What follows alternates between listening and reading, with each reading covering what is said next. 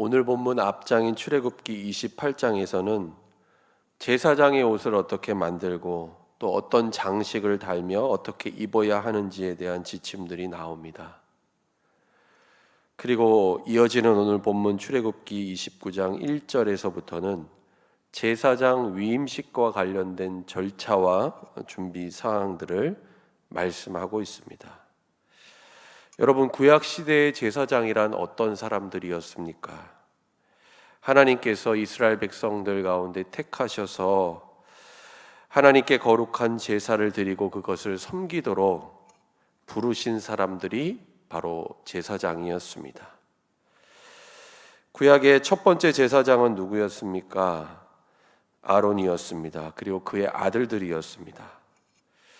하나님께서는 오늘 본문의 모세에게 제사장의 직분을 이들에게 위임하기 위해서 다음과 같은 준비를 하라고 명령하십니다. 먼저는 어린 숫소 한 마리와 흠없는 수양 둘을 택해서 하나님께 가져오는 것이었습니다.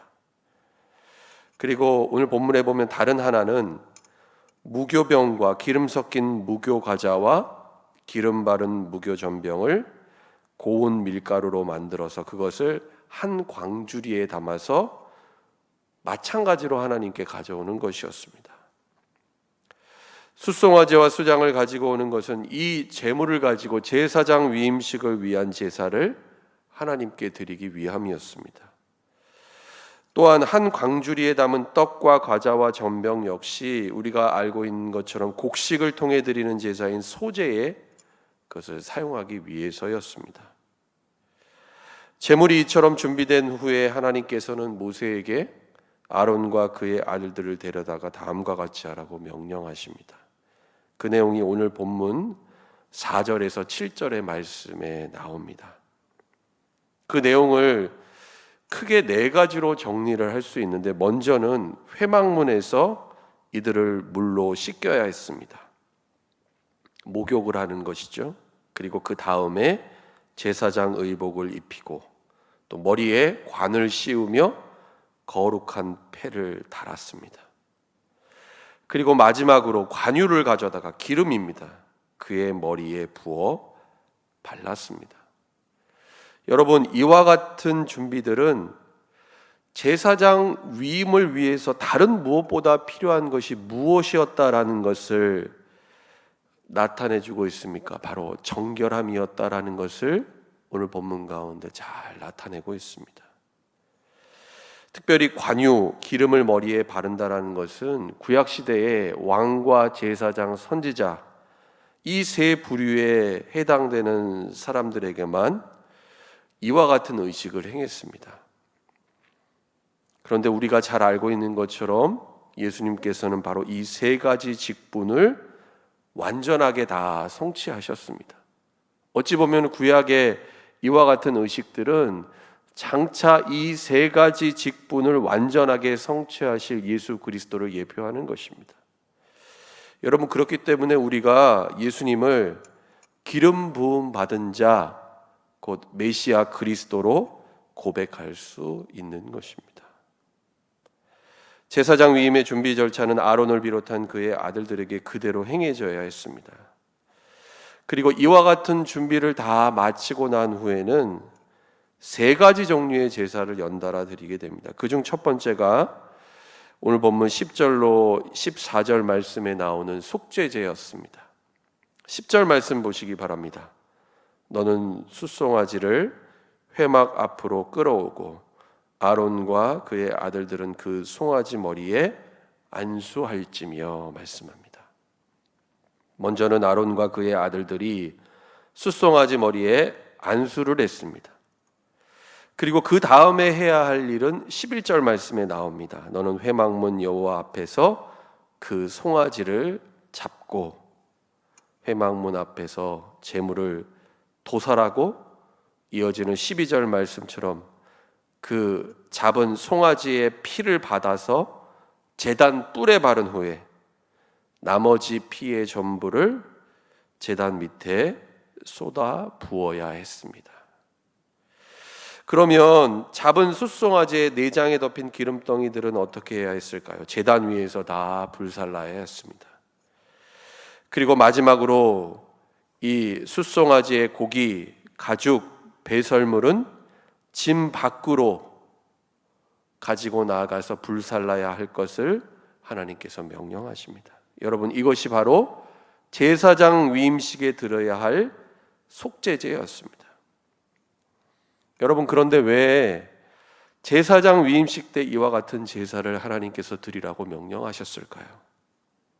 그것은 제사장으로서의 직분과 사명을 감당해야 할 아론 그리고 그의 아들들이 하나님 앞에서 우리와 똑같이 다 연약한 죄인들이었기 때문이었습니다. 그래서 이들 역시 희생의 제물의 피를 가지고 거룩하게 되는 속죄제가 아니고서는 하나님 앞에 나아갈 수 없었고 제사장이라고 하는 이 거룩한 직임을 감당할 수가 없었던 것입니다. 다음으로 제사장 위임식에 드려야 할 제사는 번제였습니다. 그 내용이 오늘 본문 15절 이하의 말씀에 기록되어져 있습니다. 이번에는 제물이 소가 아니라 양이었습니다. 모세가 수양 한 마리를 끌어오고 아론과 그의 아들들이 제물의 머리 위에 안수를 합니다. 여러분, 속죄제도 그렇고 번제도 그렇지만 구약시대의 제물의 머리 위에 안수를 한다는 것은 무엇을 의미하는 것이었습니까? 이 제물에게 자신의 죄를 전가하는 것이고 이 제물과 자신을 동일시하는 행위였습니다. 한마디로 말해서 소와 양이 제사를 드리는 그 사람을 위해서 대신 죽임을 당한다라는 그런 의미를 가집니다. 이처럼 안수한 숫양은 도살을 해서 그 피를 가져다가 제단 위 주위에 뿌렸습니다. 그리고 오늘 이 번제에서의 좀 특징은 그 도살한 숫양의 모든 부위를 각을 뜨라고 하나님 명령을 하십니다. 그리고 그 다음에 어떻게 하라고 명령하십니까? 오늘 본문 18절 말씀입니다. 그 숫양 전부를 제단 위에 불사르라. 이는 여호와께 드리는 번제요 이는 향기로운 냄새니 여호와께 드리는 화제니라. 숫양을 잡아서 이처럼 각을 뜨는 이유는 아마도 그 전부를 불에 다 태워서 하나님께 드려야 했기 때문이었습니다. 그리고 오늘 본문에 보면 하나님께서는 바로 이 제사, 이 번제를 향기로운 냄새다라고 말씀하시고 그것을 기쁘게 받으십니다. 여러분, 번제란 무엇입니까? 이처럼 전부를 다 태워서 하나님께 드리는 제사입니다. 제사장이라는 것, 단순히 이스라엘 백성들 중에서 뽑힌 일반적인 리더나 그런 평범한 지도자가 아니었습니다. 오늘 번제를 제사장 위임식에 드리라고 하나님 명령하신 것처럼 그 의미는 제사장이라는 것은 자신의 삶 전체를 하나님 앞에 번제물로 드리지 않고서는 이 직분과 사명을 감당할 수 없기에 철저하게 하나님 앞에서 헌신해야 하는 사람이 바로 이 제사장이라는 것을 하나님께서 말씀하시는 것입니다. 모든 것이 다 하나님의 것이라고 인정하고 고백하며 그렇게 자신의 삶을 하나님께 드려야 한다라는 것입니다. 그런데 여러분, 이 출애굽기에 나오는 제사장을 세우는 위임식 준비 사항과 절차들이 과연 오늘 우리와 어떤 연관이 있고 또 우리의 삶과 신앙에 이것을 어떻게 적용하고 실천할 수 있을까요? 이를 위해서는 바로 그리스도인 된 우리가 어떤 사람들인가라는 우리의 신분과 정체성에 대한 정의가 먼저 내려져야 할 것입니다. 베드로전서 2장 5절 말씀을 보면 사도 베드로는 그리스도인으로 살아가는 이들을 향해 다음과 같이 되라고 권면하고 있습니다. 베드로전서 2장 5절 말씀 제가 읽도록 하겠습니다. 너희도 산돌같이 신령한 집으로 세워지고 예수 그리스도로 말미암아 하나님이 기쁘게 받으실 신령한 제사를 드릴 거룩한 제사장이 될지니라. 그리스도인들을 향해 어떤 존재가 되어야 한다라고 말하고 있습니까? 예수 그리스도로 말미암아 하나님께 거룩한 제사를 드릴 제사장이 바로 그리스도인들이라는 것입니다. 여러분, 우리가 뭔가 자격이 있고 뭔가 대단해서가 아니라 오늘 제사장 위임식에서 드려졌던 속죄 제사처럼 예수님께서 우리를 위해 십자가에서 쏟으신 그 피로 인해 우리의 모든 죄와 허물이 대속함을 받았기 때문입니다. 그리고 아론과 아론의 아들들을 정결하기 위해 관유를 가져다가 그 머리에 부른 것처럼 성령의 기름을 우리에게 부으셔서 우리가 그 은혜로 말미암아 거룩하게 구별된 존재가 되었기 때문입니다. 뿐만 아니라 우리가 그리스도인으로 이 땅을 산다라는 것은 거룩한 제사장으로서 하나님께 우리의 전부를 드리는 헌신의 삶을 사는 것입니다. 우리의 소유, 우리의 몸과 마음, 모든 것이 다 하나님의 것임을 인정하고 고백하며 주님께 드릴 때, 그렇게 하나님을 섬길 때 하나님께서는 우리의 삶을 향기롭게 받으신다라는 것입니다. 여러분, 오늘날 분명히 구약시대의 제사와 규례들은 아무것도 존재하고 있지 않습니다. 그렇지만 오늘 본문의 말씀을 우리가 묵상하면서 중요하게 생각해야 할 것이 있습니다. 그것은 왜 하나님께서 모세를 통해 이와 같은 제사를 드리게 하셨는지, 그 목적과 하나님의 뜻, 거기에 담겨진 본래의 의미와 정신이라는 것입니다. 여러분, 성도요 그리스도인으로 살아가는 우리는 모두 제사장입니다. 오늘 하루 살아갈 때에 여러분의 삶의 자리가 어떠하든지 어디에 있든지 하나님 앞에 구별된 삶을 살아가는 여러분 될 수 있기를 바랍니다. 예수 그리스도의 피로 속죄함을 받고 구원받은 거룩한 하나님의 자녀로 살아가는 저와 여러분 될 수 있기를 바랍니다. 그리고 무엇보다 오늘 우리에게 주어진 하루의 삶을 하나님께서 진정 기뻐 받으시는 향기로운 제사로 드릴 수 있기를 바랍니다. 그것은 어떻게 사는 것일까요?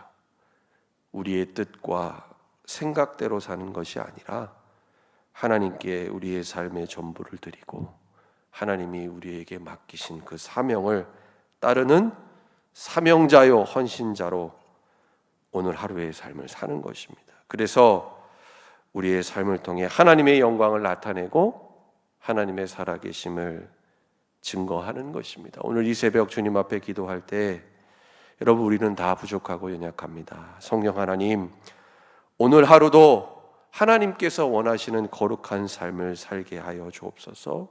우리의 전부를 하나님 앞에 온전히 드리는 삶을 살도록 주님 우리를 붙드시고 인도하여 주옵소서. 기도하며 오늘 하루를 시작할 수 있기를 바랍니다. 그래서 진정 하나님께서 향기롭게 받으시는 거룩한 삶으로 하나님께 영광 돌리는 저와 여러분 될 수 있기를 예수님의 이름으로 간절히 축원합니다. 기도하겠습니다. 하나님 아버지, 죄와 허물 많은 우리를 예수 그리스도 십자가의 은혜로 사하여 주시고 구원하여 주셔서 하나님의 거룩한 자녀로 이 땅을 살게 하심을 감사드립니다.